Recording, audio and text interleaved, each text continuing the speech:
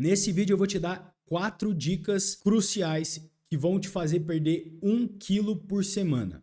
Essas dicas eu já apliquei em mim, já apliquei nos meus pacientes e elas funcionam. E o melhor disso tudo, não são extremistas, não são dicas que eu vou te dar e falar assim, pô, não, você tem que zerar carbo, você tem que ficar horas e horas na esteira. Claro que não. Vou te dar dicas que são possíveis e plausíveis de serem aplicadas na grande maioria das pessoas. Só que antes de dar essas dicas, eu preciso te dizer o seguinte: para que você consiga perder 1 quilo por semana, nós estamos falando de um déficit calórico semanal de 7.700 calorias. E como é que eu cheguei nesse valor? É que a cada 1 quilo de gordura, você tem aproximadamente 7.700 calorias. Então, isso traz para nós que o necessário para se perder 1 quilo por semana é um déficit calórico de 7.700 calorias. Se nós fôssemos dividir entre os 7 dias da semana, isso resultaria em um déficit de 1.000 calorias por dia. Atenção, não é um déficit leve, é um déficit agressivo.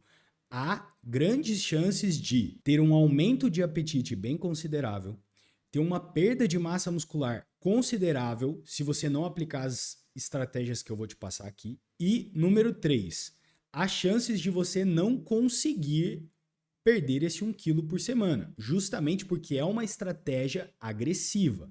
Então assim, funciona? Funciona. Mas eu estou te alertando, é uma estratégia agressiva. A dica número 1 que eu vou te dar é que emagrecimento só acontece se tiver déficit calórico. Então, isso é fato, você precisa estar em um déficit calórico. E considerando essa nossa continha aí de boteco, de padaria, você vai precisar de um déficit calórico de 1.000 calorias aproximadamente para conseguir perder esse 1 quilo por semana. Dica número 2, para evitar com que você perca muita massa muscular, nós precisamos incluir refeições com um aporte proteico maior. Ou seja, você vai fazer um déficit calórico com uma dieta hiperproteica.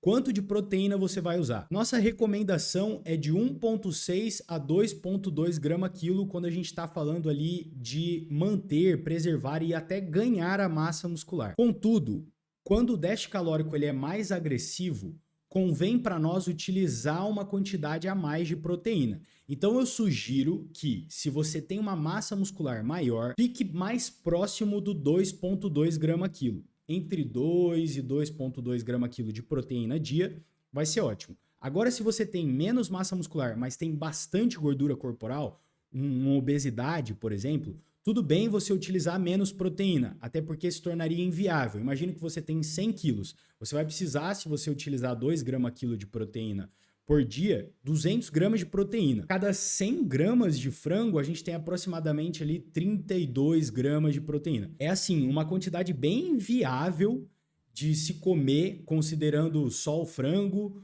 ou utilizando whey, por exemplo, acaba se tornando muita proteína para uma pessoa que não tem tanta massa muscular assim. Então, quanto maior o seu percentual de gordura, menos proteína você precisa. Dica número 3. Inclusive, é uma dica que vai ser fundamental. Essa dica você não pode deixar de fazer. Você precisa fazer substituições estratégicas para conseguir atenuar o aumento do seu apetite.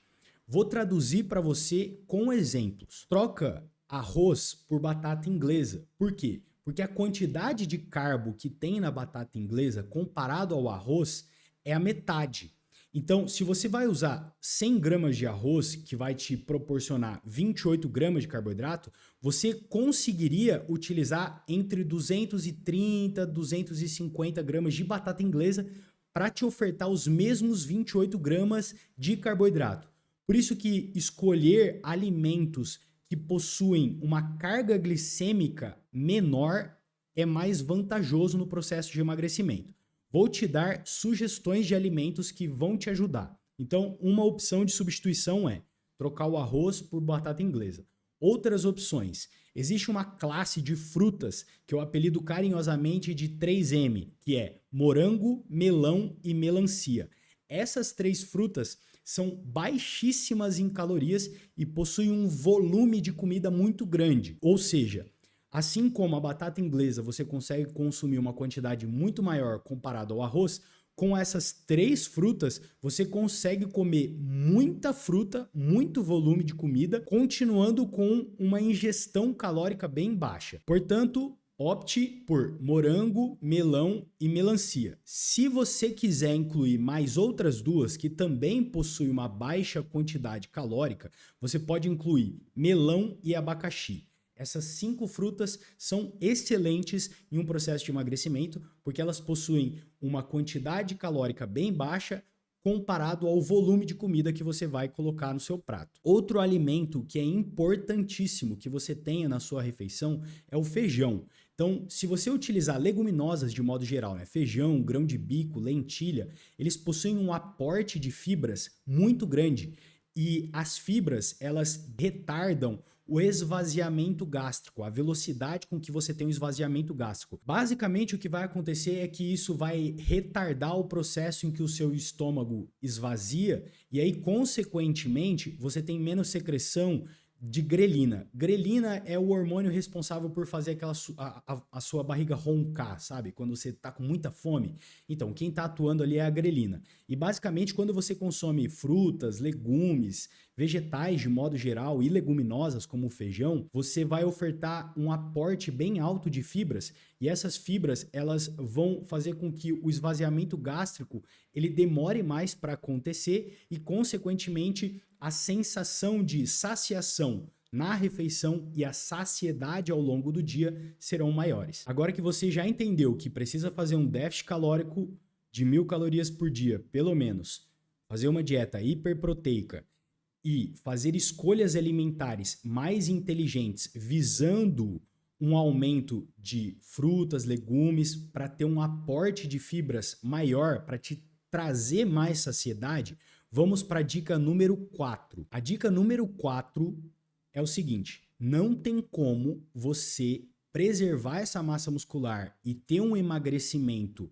mais qualitativo, ou seja, priorizando a queima de gordura, preservando essa massa muscular ou até mesmo ganhando essa massa muscular, se você for um indivíduo mais iniciante, sem praticar um treinamento resistido.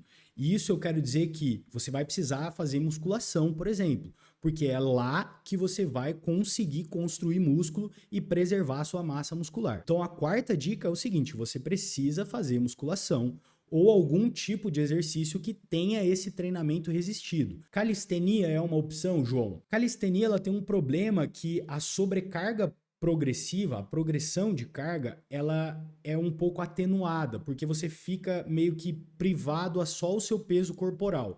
E na musculação, você consegue ir progredindo carga, adicionando mais peso nos aparelhos, por exemplo, e com isso favorece com que a sua hipertrofia e a sua manutenção da massa muscular, ela seja aprimorada. Então a minha dica é o seguinte: priorize a musculação. Se você gosta muito, divide, sabe? Faz 2 treinos de calistenia, 3 de musculação, algo nesse sentido para que você consiga continuar evoluindo. A dica bônus que eu quero te dar aqui, e talvez é o pacote perfeito para você fechar tudo e sair daqui já pronto para colocar em prática esse projeto. Faça cardio. Você não precisa necessariamente morar em cima da esteira, mas assim, entre 30 e 45 minutos por dia, se for possível, fazer todos os dias seria melhor. Se você não conseguir, entre 3 a 4 vezes por semana é interessante.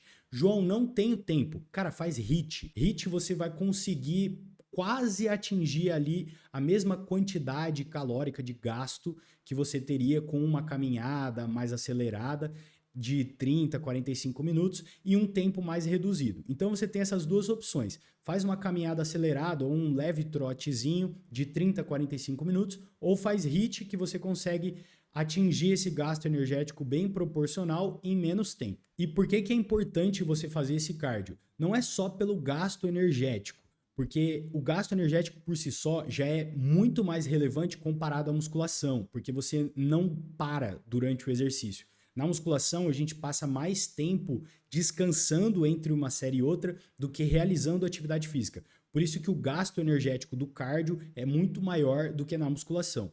E aí, para você conseguir entender o que eu quero te dizer e não só ficar preso ao efeito do gasto energético que tem o cardio, é que Durante o cardio, a gente tem uma adaptação no nosso corpo que chama biogênese mitocondrial. Basicamente, aqui, tentando facilitar ao máximo para vocês, é o aumento de mitocôndrias. Pensa na mitocôndria como se fosse uma usina de energia do nosso corpo. Então, quando você tem esse aumento de mitocôndrias, consequentemente, o seu corpo ele fica, digamos, mais inteligente assim para poder queimar gordura e utilizar as vias metabólicas de uma forma mais otimizada. Então, você vai utilizar o carboidrato de uma forma mais inteligente, vai queimar a gordura de uma forma mais inteligente e, consequentemente, o seu corpo vai ganhando uma flexibilidade metabólica, que é esse processo, essa eficiência entre alternar as vias metabólicas com efetividade melhor. Então, aumentar a flexibilidade metabólica é muito importante durante o processo de emagrecimento e ele é uma consequência do processo de emagrecimento. Então, assim como aumentar a produção de mitocôndrias através do exercício aeróbico traz uma maior flexibilidade metabólica, o emagrecimento também vai trazer isso para você. Agora que você entendeu as 5 ferramentas chaves que vão te ajudar a perder 1 quilo por semana, eu quero te dizer que se você ainda assim tá perdido e não sabe como montar isso, deixar tudo redondinho e ir metrificando isso, acompanhando se você de fato tá conseguindo perder esse 1 quilo por semana, aqui na descrição eu vou deixar um link da minha consultoria e lá eu vou montar o cardápio 100% individualizado de acordo com o seu objetivo, com a sua rotina, onde toda semana eu vou te mandar um questionário para saber como é que tá a tua evolução, se você está progredindo, se a gente está conseguindo ir a caminho desse objetivo, se você está conseguindo performar em tudo. Não só na dieta, como no treino, como também se você está tendo um sono de qualidade, se você está com a saúde intestinal em dia. Então, tudo isso você tem lá na minha consultoria. Eu vou deixar o link aqui embaixo na descrição. Entra lá, conversa comigo, você vai ter um acompanhamento individualizado e bem específico para o seu objetivo. E se você gostou desse vídeo, se inscreve no canal e ativa o sininho que todas as quartas e domingos eu trago informações baseadas em evidências sobre nutrição, performance e longevidade.